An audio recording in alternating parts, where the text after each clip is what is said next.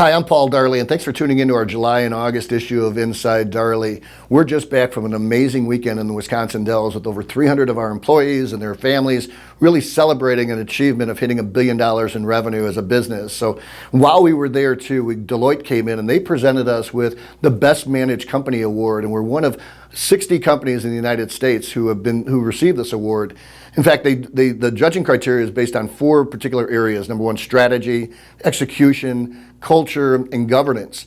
And relative to the strategy end, we at Darley always use Wayne Gretzky as an example. When asked how did he score so many goals in such a short period of time, he said, I never went to where the puck was, I always went to where the puck was going to be. So as a business, we always are trying to come up with the products that really our market doesn't even know it has that latent need now, and be ready with those products when it comes about.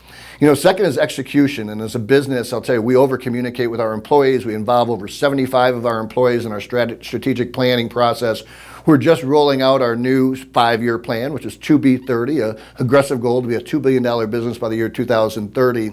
With that too, we make sure that we sit down and share that plan, involve people support what they help to create, involve them in the process, and then we go and we have individual business unit goals as well as employee goals that are all aligned and really help us to execute.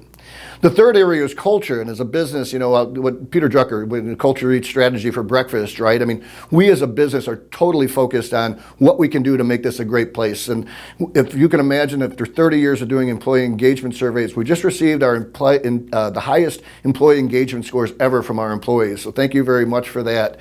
And part of that is some of the processes that we're doing. And if you can imagine, safety is high on our list as a business. Our main plant in Chippewa Falls, Wisconsin, just went over 2,000 days without a lost time accident. I mean, almost unheard of. It's a completely state-of-the-art facility. We invite you to come up to Chippewa Falls, Wisconsin and visit us.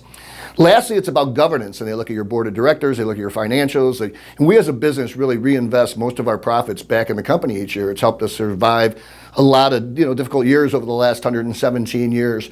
But with that too, in governance, we've got an amazing board of directors. We also have 2 amazing advisory boards. We have a defense advisory board as well as a fire advisory board. We're really excited to announce that Jim Johnson has just joined our fire advisory board. He'll be in for a meeting here in September. And Jim, if you don't know, he's recently retired as the president of Pierce Manufacturing and the executive vice president of Oshkosh. So I know he'll bring a lot of wisdom to our team.